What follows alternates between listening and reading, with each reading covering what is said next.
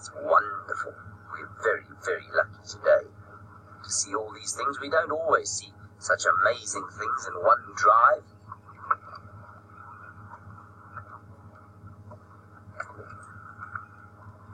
There we go. Let's just get into a position where we can watch them nicely. That's beautiful. Look at that. What a wonderful sighting we have. We're so lucky. They're all thirsty. And elephants get very thirsty. They have to drink every single day. Same as you have to drink every single day. So do the elephants. And they're very, very big, you can see. And look, they're just like us, you know, elephants are just like us. You know how, when you go to a birthday party, the boys are always fighting with each other and pushing each other all over the place. Well, it's the same with the elephants. And you know how the girls were much more civilized about life, and they talk to each other nicely, and they kind of, they don't behave, they don't push each other about. Well, it's the same with elephants. And I'll show you what I mean if they start to do silly things. It's very funny to watch.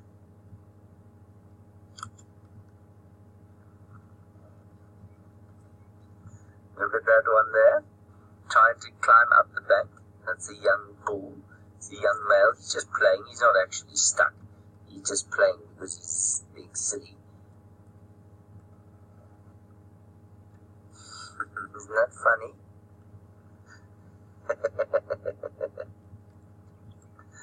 I think that's great. There we go. He's climbed up.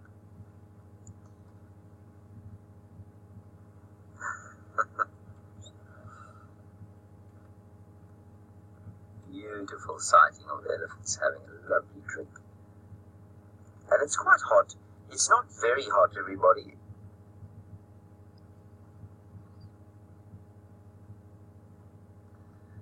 And Lera and Fatima, you want to know how big an elephant is in real life. Well, I mean, very big. They are bigger. I don't know what kind of car your dad drives, but I'm sure some of your fathers will drive those big 4x4s like a Fortuner or a Prado. They're about the same size as a Prado. So that's a huge, huge animal, like a Land Cruiser, bigger than a Land Cruiser.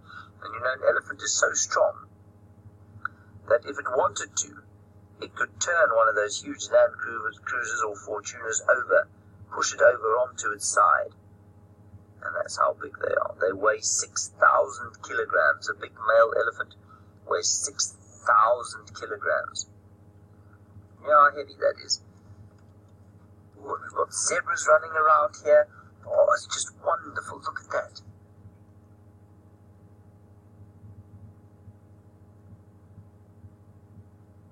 $6,000 kilos, everybody, for a big male elephant. Now, let's pretend that you will weigh 25 kilos or so. 4 of you per 100 kilograms. That makes 40 of you per 1,000 kilograms. Which means that if you multiply that by 6 times 40 is what? Does anybody know? That means that there would be 240 little Rhodine Girl Grade 1s in one big elephant bull. Isn't that amazing? 240 of you. So that's how big they are. And Izzy, the baby elephant, which is the smallest one we have here. You want to know how big that one is. There are a couple there in the group there. There we go. One just disappearing.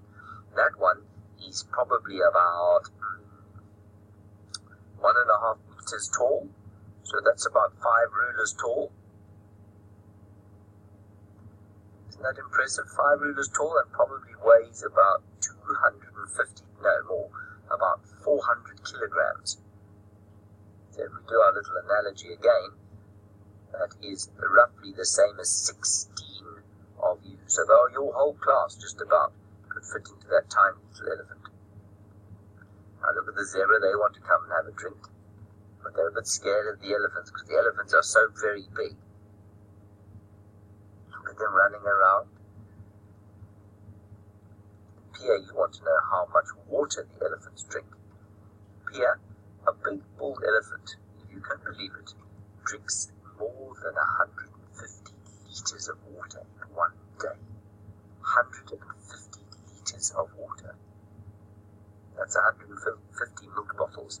Now, why do you think these zebras are running around like this? Why do you think they would be nervous? What would make elephants, at least, what would make zebra nervous?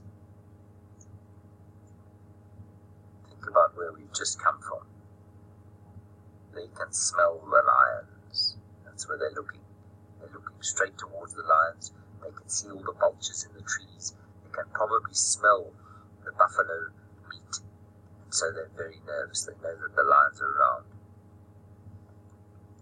There we are. The buffaloes are just down there, or the lions are just down there. And Lily, you're wondering about elephants and their tusks. They're not horns, Lily, they're teeth. So if you tap the two there, look at the lion moving. No zebra can see that lion. But he's too far away. They're much too far away, and they're not hungry anymore, so the lions will not attack the zebras. Lily, the front of an elephant is tusks. Now if you all open your mouth and tap your front teeth, like I'm doing. So these two teeth here, those two now, the same ones Bugs Bunny's got, those are what tusks are. They're the same teeth, and then what they do, they just go all the way out, like that, out of the elephant's mouth. Now, why do you think a zebra would run towards the lions? I'll tell you why. They run towards them so that they know exactly where they are. They don't want the lions to hide from them in the bushes here and be able to sneak up on them. They want to know exactly where the lions are. This is very, very interesting, you know.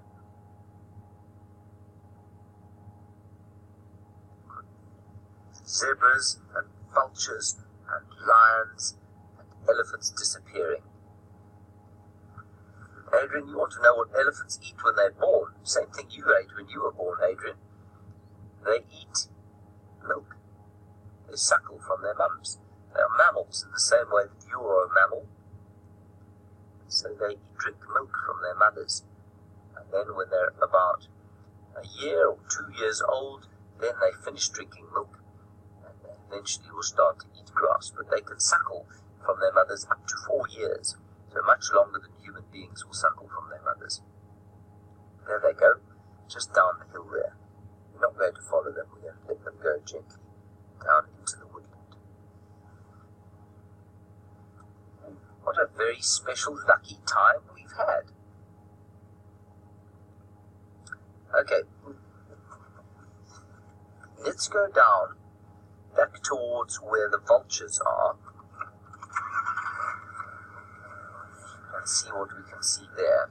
I think we'll just leave the elephants there. Gail, you want to know how an elephant breathes? Gail, how do you breathe? How do you breathe? Where do you get the air from? Through your nose and through your mouth. Same way that the elephant does it. Their trunks, there's a big nose, that's what that big trunk is. They can breathe through that. Otherwise, they can breathe through their mouths as well. And that's how they get their air. Same as all mammals. Some mammals can't breathe through their mouths, they can only breathe through their noses.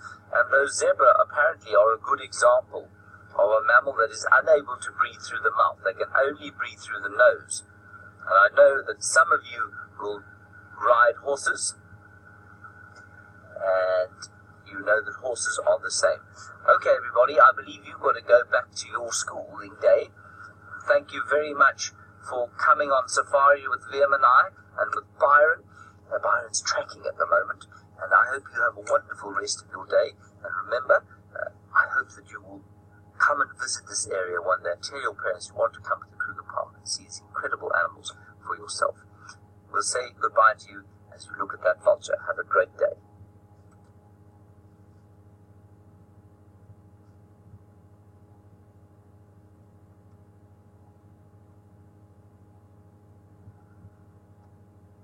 All right. Alrighty, let's head across to Byron for the rest of us and find out what he's doing. I don't know where to look around here anymore.